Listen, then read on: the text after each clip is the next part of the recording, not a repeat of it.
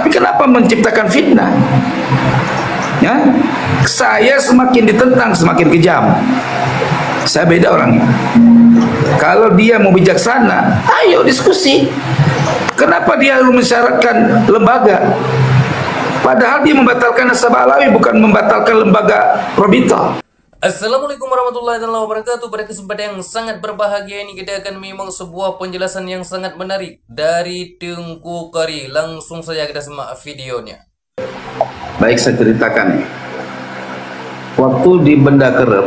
Bentar Tengku, jangan dijawab dulu Tengku. Begini aja, Kang Sabar, boleh nggak kalau misalkan kata-kata siapapun itu, berarti berhak dong siapapun untuk melawan narasi imat? Tolong dijawab dulu. Betul kan? Setuju kan? Melihat situasi. Setuju nggak? Setuju nggak kalau ada kata-kata siapapun, berarti siapapun berhak dong? Betul. Nah, selama ini dia datang nggak? Itu aja kalau dari saya. Ya kan begitu. Yang melihat situasi, ya kemungkinan narasinya berubah itu. Ya. Saya cuma sebentar. Bang Sabar, saya jawab. Silakan, ya. Boy. Baik, Bang Sabar, perlu diketahui ya bahwa setelah diskusi Benda Kerep, Imat itu mengajak saya untuk bergabung dengan dia karena narasi saya dalam pengetahuan nasab, dalam penjelasan saya pada saat itu ya diakui kemampuan saya, dan itu bisa dilihat dengan mata telanjang oleh kalian semua. Walaupun sekarang rombongan Imat itu membalikan fakta ya, di sini saya bisa mengetahui bahwa mereka tidak jujur. Karena perjuangan saya saat ini ketika saya kembali ke Nasabah Alwi, ke Absahan Nasabah Alwi, mereka membuat framing, membalikan fakta. Di sini saya mengetahui bahwa mereka tidak jujur. Oke, satu. Abang perlu mengetahui ya, di masa itu Imat belum banyak pendukungnya. Ya, belum banyak pendukung. Bukti ketika diskusi di Kesultanan Banten, dia sedang ingin membatalkan diskusi untuk mengajak orang tidak hadir. Itu alasannya. Oke, saya menyatakan sama Kiai Imat bersama Mogi waktu itu, saya nggak pandang bulu, kebenaran yang saya dapatkan ini harus dikalahkan. Kalau tidak ada yang mengalahkan, berarti Nasabah Alawi pasti batal. Saya pencari kebenaran. Diskusi sangat penting bagi saya. Ketika saya sudah bernarasi bahwa Nasabah Alawi palsu di media, maka wajib bagi saya untuk hadir ketika diajak diskusi. Ya, kalau kalian tidak mau diskusi, ya urusan kalian. Saya sendiri akan datang ke Sultanan Banten karena saya pun diundang juga. Jadi saya punya dua surat undangan. Satu, undangan khusus untuk saya di Kesultanan Banten. Dua, undangan saya dibatalkan dengan permintaan surat pernyataan Imaduddin untuk ini saya bersama tim, membuat tim. Ya, saya yang mengetuai tim itu. Oke. Nah, datanglah Imaduddin bersama rombongannya ke rumah saya ini. Yang datang itu berdua lah sama keluarganya, sama istrinya, itu Mogi sama Kiai Imaduddin. Dua kali.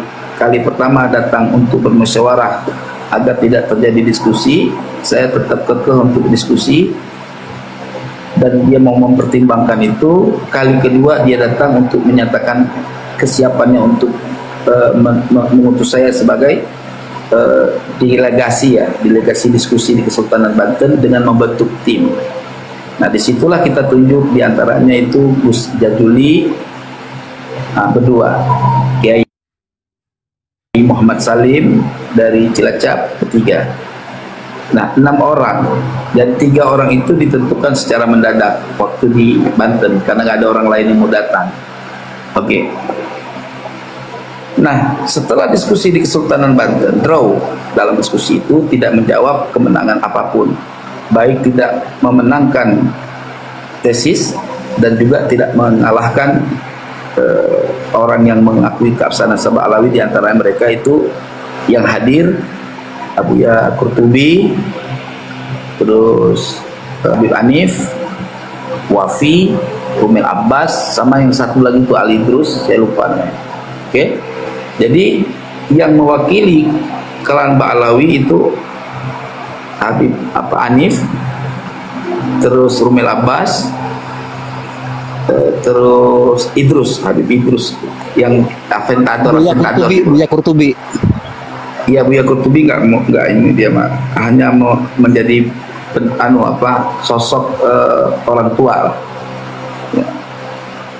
Makanya di situ memang mengundang semua termasuk Kiai Idrus Ramli hadir. Jadi tuan-tuan yang dirahmati oleh Allah, saya berbicara jujur, saya tidak tambah-tambahkan, tidak mengada-ngada ya.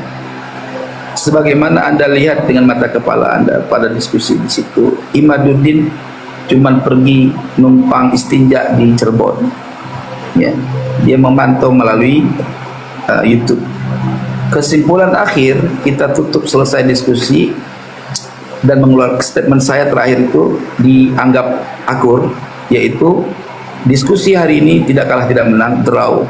Maka wajib ada diskusi kedua dengan mengajak Rabithah untuk siap hadir, dan saya akan menarik dengan tali apapun agar Imaduddin bisa hadir diskusi bersama-sama pengurus Rabithah dan lain sebagainya. Itu disepakati.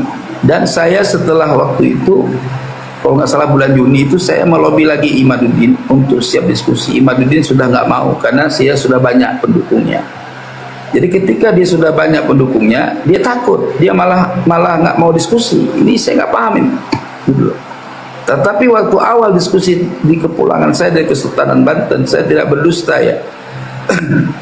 Ana la ukadzibu, saya tidak berdusta. Ya, saya berteriak, wahai Kiai Mat, ke depan akan ada diskusi kedua kali, season kedua, maka wajib antum harus hadir dalam diskusi itu. Siap, tunggu.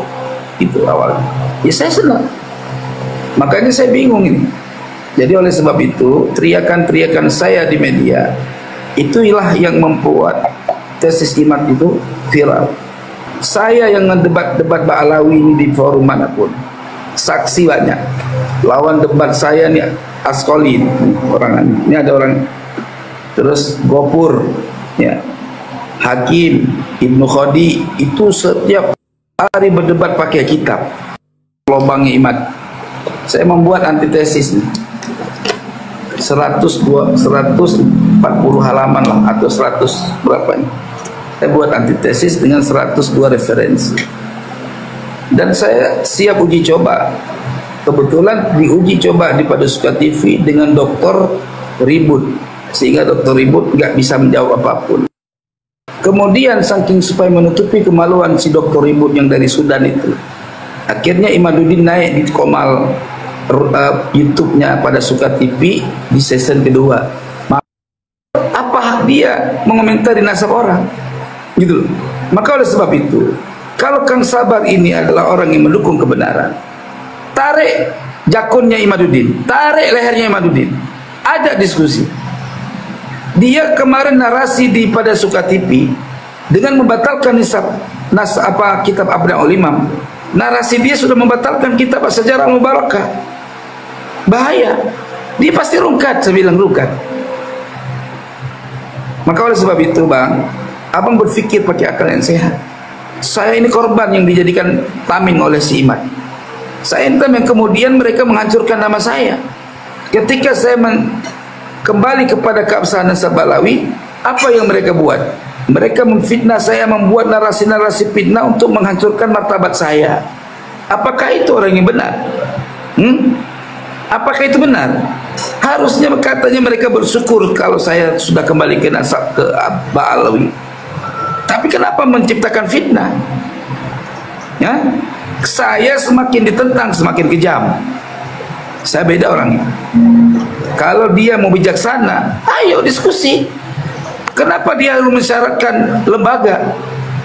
Padahal dia membatalkan nasab Ba'alawi, bukan membatalkan lembaga Rabithah. Kedua, tesis dia tidak pernah ada rekomendasi dari ulama ahli nasab.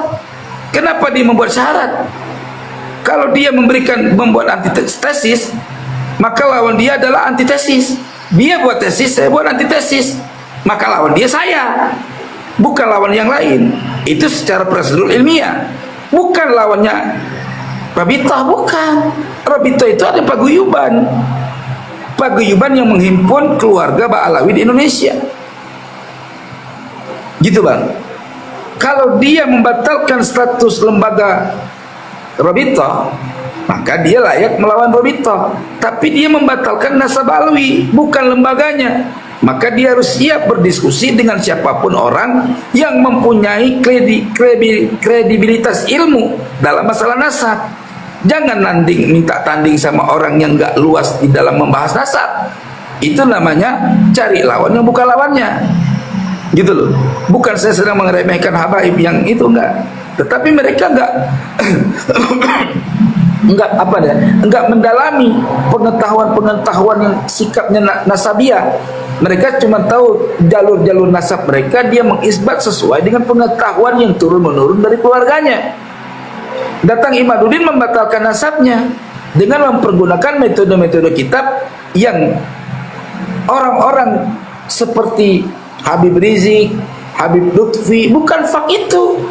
Beda lah kami, saya, Wafi, Rumil Abbas, terus Habib Hanif, ya, lawan. Berani nggak dia berdiskusi? Saya, Rumil Abbas, Gus Wafi, terus Habib Hanif, ya, ada lagi satu lagi saya lupa dari Rabithah. Berani nggak? Kalau berani ikat, tarik lehernya, itu benar. Kalau cuma nyap-nyap di pinggir jalan, itu tukang tipu namanya, pemecah belah umat. Saya berhenti dari mendukung Imad karena saya lihat terakhir waktu diundang di Rabithah nggak mau datang. Ini penjahat ini penjahat, bukan orang benar. Bila mana orang benar, maka dia siap berdiskusi dengan siapapun. Rasulullah SAW ketika beliau mengikrar seorang nabi dan rasul, Raja Rum datang minta kepada Nabi Muhammad untuk menerangkan kenabiannya. Nabi datang walaupun sahabat melarangnya. Nabi datang menghadap Raja Rum. Sampai di sana Raja Rum malah minta Nabi membuktikan mukjizatnya. Ya, Allah berikan mukjizat Nabi Muhammad dibuktikan dengan panca indera mereka pada masa itu. Apa kata Abu Lahab dan Abu Jahal? Sungguh sakti sihirnya kaum Muhammad. Oke, silakan Pak.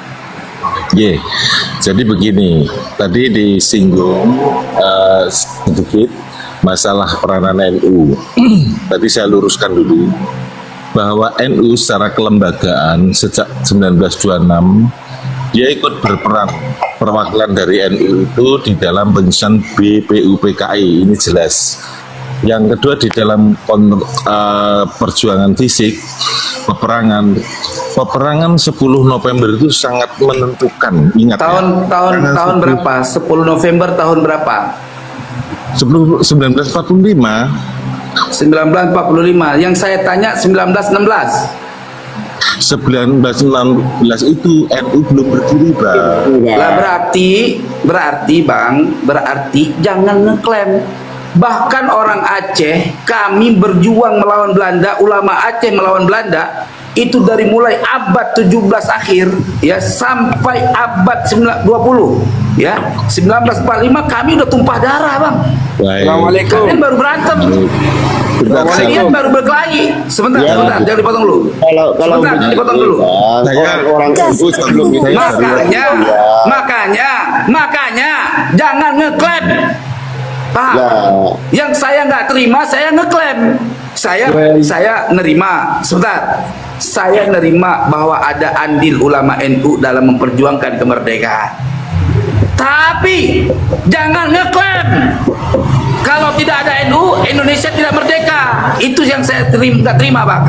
Kami bangsa Aceh. Kakek saya, Bang. Sebentar. Apaan? Sebentar. Kakek saya, Bang. Kakek saya disalib sama Belanda, tahu nggak? Kakek saya disalib sama Belanda, ditembak kepalanya.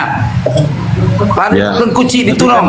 Ya. Tadi kita harus menunjukkan peranan NU. Jadi ulama dalam pemerintahan yang saya tanya sama Anda cuma satu dulu, sebentar. Benar nggak statement tanpa NU Indonesia tidak merdeka? Saya tanya. Tidak benar. Tidak benar. Itu aja. Nah, sahabatku yang dimuliakan oleh Allah Subhanahu wa Ta'ala, mungkin cukup sekian videonya. Semoga bermanfaat dan berkah. Assalamualaikum warahmatullahi wabarakatuh.